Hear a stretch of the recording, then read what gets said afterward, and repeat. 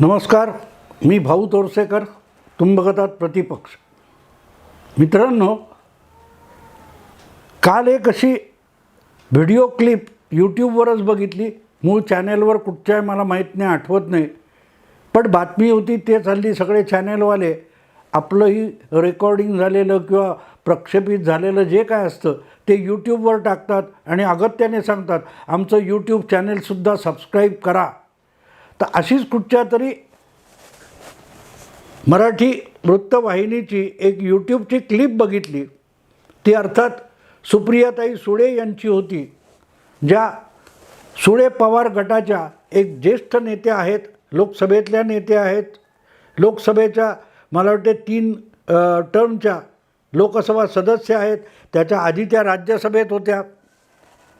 अशा सुप्रियाताईंनी एक मोठी भीष्म प्रतिज्ञा केल्याची ती बातमी आहे की पुढचे 10 महिने त्या आता बारामतीमध्ये ठाण मांडून बसणार आहेत. म्हणजे बारामती लोकसभा मतदारसंघातच राहणार आहेत. आणि आपण जे बोलतोय तो आपला निर्धार किती पक्का आहे हे सांगण्यासाठी किंवा दाखवण्यासाठी सुप्रियाताईंनी एक मोठा हवाला किंवा पुरावा दिलेला आहे की आपण आपल्या नवऱ्याला, पतीला आणि मुलांना सांगितले की आता यापुढचं घर तुम्ही सांभाळा. 10 महिने मी बारामतीतच बसणार आहे, म्हणजे घरी पण जाणार नाही, असा एक त्याच्यातला सूचित इशारा आहे.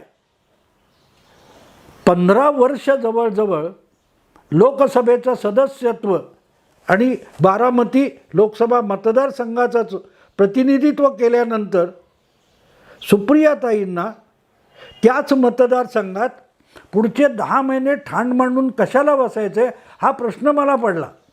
आणि मी सहज म्हणून परत एकदा ती जी बातमी आहे त्याच्या खालची तारीख वगैरे तपासण्याचा प्रयत्न केला की सुप्रियाताई 10 वर्षापूर्वी असं काय 15 वर्षापूर्वी बोलल्यात का की नव्या बारामतीच्या खासदार म्हणून निवडून आल्या आणि त्यानंतर आपण आपल्या मतदारसंघाला अधिकाधिक वेळ द्यायचा म्हणून आता बारामतीमध्येच मुक्काम ठोकून बसायचं असं त्यांनी ठरवलं आहे का? तर नाही. 2023 मधली ह्या 2-4 दिवसातली क्लिप होती. आणि मग मला गंमत वाटली की असं ठाण मांडून बसायची सुप्रियाताईंवर वेळ का आली आहे. ज्या सुप्रियाताई अगदी घरी झोप काढून सुद्धा बारामती मतदारसंघातून अगदी आरामात प्रचंड बहुमताने लोकसभेत निवडून येत होत्या, अशा सुप्रियाताईंना आता बारामती मतदारसंघामध्ये परत निवडणूक लढवायची तर 10 महिने ठाण मांडून कशाला बसायचं आहे हा प्रश्न मला पडला. याचं कारण असं आहे की 2014 आणि 2019 या लागोपाठच्या 2 निवडणुका सुप्रियाताईंसाठी सोप्या नव्हत्या. 2014 तर महादेव जानकर हे महायुतीचे उमेदवार कमळ चिन्ह न घेता कपबशी चिन्ह घेऊन उभं राहिले म्हणून सुप्रियाताई थोडक्यात बचावल्या म्हणतात. कारण पवार कुटुंबातला कोणीही माणूस बारामतीमधून इतक्या कमी फरकाने कधीही निवडून आला नव्हता असंही सांगितलं गेलं की 2014च्या झंझावती प्रचारामध्ये नरेंद्र मोदींनी बारामतीत येऊ नये अशी खास विनंती खुद्द शरद पवारांनीच मोदींना केली होती आणि मोदींनी ती मान्य केली. पण दुसरीकडे महादेवकर हे तरीही कमळ निशाणीवर उभे असते तर जो किंचित फरक पडला तो पडला नसता. कारण कमळ निशाणीवर मत देण्याची एक प्रचंड लाट 2014 आली होती. 2019 त्या अधिक फरकाने सुप्रियाताई जिंकल्या. पण मुद्दा असा आहे मित्रांनो, मुद्दा असा आहे की 15 वर्ष सलग तुम्ही तिथून निवडणूक लढवल्यानंतर आणि सतत सत्तेत वडील किंवा चुलत भाऊ असताना असं काय बारामतीमध्ये करायचं राहून गेले की सुप्रियाताईंना आता तिथे ठाण मांडून बसायची पाळी आली आहे. लोकमान्य आणि लोकप्रिय नेता कसा असतो हे शरद पवारांनी सुद्धा दाखवलेलं आहे. बारामती हा सुप्रियाताईंना वडिलांकडून आंदण मिळालेला मतदारसंघ आहे, जिथून शरद पवार हे आपल्या इशाऱ्यावर कोणालाही निवडून आणू शकत होते. मला आठवतं मित्रांनो, 1980ला म्हणजे जनता पार्टीचं सरकार कोसळलं दिल्लीतलं, आणि ज्या मध्यावधी निवडणुका लोकसभेच्या झाल्या तेव्हा मला वाटतं शरद पवार पहिल्यांदाच बारामती मतदारसंघातून लोकसभेला उभे राहिले होते. आणि महाराष्ट्रामध्ये 48 पैकी मला वाटते 42-43 जागा काँग्रेसने जिंकल्या होत्या. त्यामध्ये बाकी विरोधातून आलेले मधु दंडवते कोकणातून आले होते, शरद पवार हे बारामतीतून आलेले होते, आणि तुमचे साहेबराव पाटील डोणगावकर छत्रपती संभाजीनगर किंवा औरंगाबादमधून निवडून आले होते. अशा 4-5 जागा सोडल्या तर इंदिरा लाट इतकी जबरदस्त होती की यशवंतरावसुद्धा सातारा मतदारसंघातून आयुष्यातल्या सगळ्यात कमी मतांच्या फरकाने निवडून आले होते. हे मी एवढ्यासाठी सांगतोय की त्यानंतर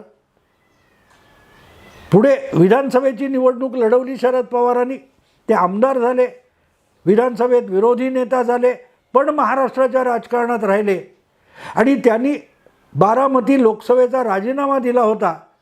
त्यांच्या जागी त्यांनी संभाजीराव काकडे या जनता पक्षाच्या उमेदवाराला पाठिंबा दिला आणि निवडून आणलं होतं. 2080 नंतरची गोष्ट सांगतोय. मुद्दा असा आहे मित्रांनो की हे जे शरद पवारांचं होतं, जे काय की त्यांना मतदारसंघात अर्ज भरला की थांबावं लागत नव्हतं, इतका शरद पवारांचा बारामती हा बालेकिल्ला मानला गेला. 91मध्ये त्यांनी अजितदादांना तिथून निवडून आणलं. मग पुढे काय म्हणतात ते लोकसभेला निवडून गेले, परत पोटनिवडणुका झाल्या वगैरे वगैरे. सांगायचा मुद्दा असा की पवार कुटुंबाने 1980 पासून गेल्या 43 वर्षामध्ये बारामती हा आपला बालेकिल्ला बनवून ठेवला आहे. आणि त्यामुळेच कसलेही कष्ट न घेता सुप्रियाताईसुद्धा नुसता अर्ज भरून टाकला की काम संपलं, त्या जिंकल्या हे गृहीत धरलं जायचं, दाखवायला 4-5 सभा घ्यायच्या. आणि शरद पवारसुद्धा प्रचार संपायच्या अखेरच्या दिवशी बारामतीमध्ये प्रचाराला यायचे, इतकी हक्काची जागा होती. 2009मध्ये शरद पवारांनी ती जागा मुलीला आंदण दिली आणि बाजूच्या माढा मतदारसंघातून ते लोकसभेवर निवडून गेले होते. हा सगळा इतिहास एवढ्यासाठी सांगितला की आपण बारामतीत ठाण मांडून बसतो, आता कुटुंब आणि संसार हा नवऱ्याने सांभाळावा, मुलांनी सांभाळावा, अशा गर्जना सुप्रियाताईंना गेल्या 15 वर्षात कधीही कराव्या लागल्या नव्हत्या. तर आज अचानक हे का झालं आहे? गेलं वर्ष 1.5 वर्ष मी हे सातत्याने सांगतोय की बारामती मतदारसंघाला सुरुंग लावण्याचे डावपेच हे दिल्लीतून खूप आधीपासून योजले गेलेले आहेत. देशातले 160 लोकसभा मतदारसंघ जिथून भाजपचा उमेदवार कधी निवडून आला नाही किंवा गेल्या निवडणुकीत कमी अधिक फरकाने पराभूत झाले, हे मतदारसंघ शोधून त्याचा अभ्यास करून 2024च्या निवडणुकीत तिथे दणदणीत मतांनी आपला उमेदवार निवडून आणण्याची योजना भाजप गेल्या 1.5 वर्षापासून राबवतोय. आणि त्यामध्ये एक लक्ष जर बारामती हा मतदारसंघ असेल तर मग बारामती हा मतदारसंघ सुप्रियाताईंसाठी सोपा राहिलेला नाही. हे मी वारंवार सांगत होतो ज्यावेळेला अजितदादा हे राष्ट्रवादी काँग्रेस पक्षातच होते. आणि अजितदादा राष्ट्रवादी पक्षात असणं हे सुप्रियाताईंसाठी किती आवश्यक आहे हे गेल्या लोकसभा निवडणुकीचे विधानसभावार आकडे बघितले तरी तुमच्या लक्षात येऊ शकतं. इतर 5 विधानसभा मतदारसंघ आहेत काय, तो खडकवासला, भोर, पुरंदर, इंदापूर आणि काय दुसरा एक आहे तो विसरलो मी, तर या 5 मतदारसंघापैकी 2 मतदारसंघात भाजप आहे, 2 मतदारसंघात काँग्रेस आहे आणि 2 मतदारसंघामध्ये राष्ट्रवादीचे आमदार आहेत. आणि राष्ट्रवादीचे दोन्ही आमदार म्हणजे अजितदादा आणि ते भरणे हे आता अजितदादा गटामध्ये म्हणजे महायुतीत आलेले आहेत आणि 2 तर काँग्रेसमध्ये आहेत. उरलेले 2 हे भाजपचे आहेत. म्हणजे महायुतीत 4 आमदार आणि अवघे 2 आमदार ते सुद्धा राष्ट्रवादी सुळे पवार गटाचे नाहीत, अशी बारामतीची परिस्थिती आहे. आणि आणखीन एक मोठी गोष्ट लक्षात घ्या की खडकवासला आणि तो राहुल कुल यांचा मतदारसंघ हे भाजपकडे असले आणि उरलेले काँग्रेसकडे असले 2, तरी जे 2 राष्ट्रवादीकडे आहेत त्यांची मतं जर सुप्रियाताईंच्या विरोधात गेली तर मग लोकसभा बारामती हा सोपा मतदारसंघ राहत नाही. आणि त्या चिंतेने सुप्रियाताईंना भेडसावलेलं आहे. कारण काल परवाच अजितदादांनी अगदी लोकसभेचे कुठले मतदारसंघ लढवणार त्यामध्ये शिरूर, सातारा, बारामती याचा स्पष्ट उल्लेख केलेला आहे.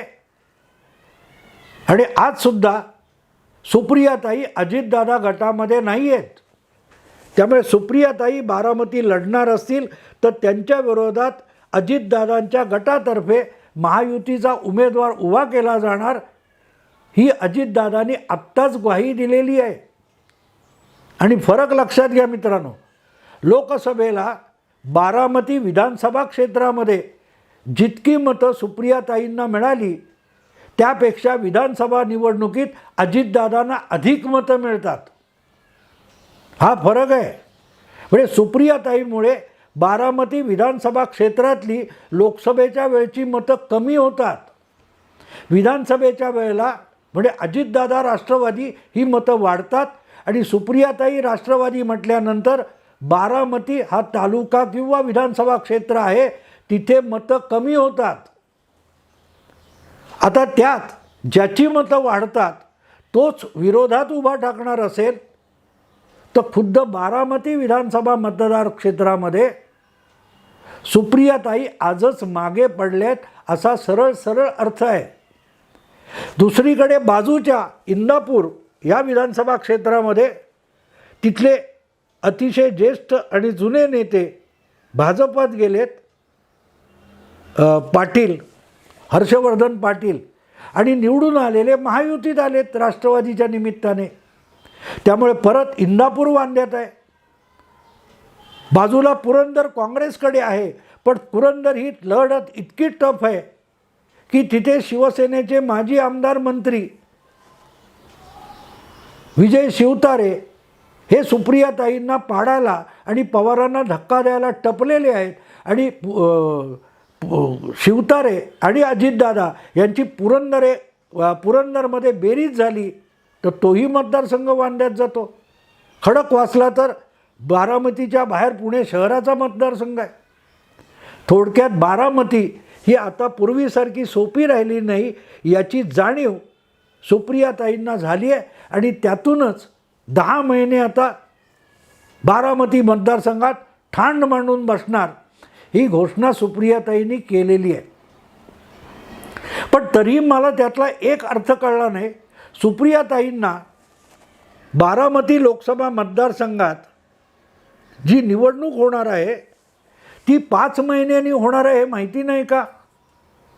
कारण एकदा ती निवडणूक संपली त्यानंतरचे पुढचे 5 महिने सुप्रियाताई त्या मतदारसंघात ठाण मांडून नेमकं करणार आहेत काय? जिंकलेले असोत किंवा हरलेले असोत, पुढचे 5 महिने निवडणूक झाल्यावर सुप्रियाताईंनी बारामतीमध्ये ठाण मांडण्यामध्ये नेमका काय अर्थ आहे त्यांना तरी कळलं आहे का? की निवडणूक कधी आहे याचासुद्धा सुप्रियाताईंना पत्ता नाही. कुठच्याही परिस्थितीत मे महिना शेवट 2024ला लोकसभेच्या निवडणुकांची मतदान आणि मतमोजणी संपलेली असेल आणि त्यातच बारामतीचं मतदानसुद्धा होऊन जाणार आहे, मतमोजणी होऊन जाणार आहे. आणि ती होऊन गेल्यानंतर पुढचे 5 महिने म्हणजे ऑक्टोबरपर्यंत सुप्रियाताई काय करणार आहेत हा प्रश्न पडतो. आणि म्हणून मला कळलं नाही की 10 महिने हा आकडा आला कुठून, की मग वेगळं काहीतरी डोक्यात सुप्रियाताईंच्या चाललं आहे का, की लोकसभेला पडलं तर पुढे 5-6 महिन्यांनी त्याच बारामतीच्या विधानसभा मतदारसंघात सुद्धा विधानसभेची निवडणूक होणार आहे.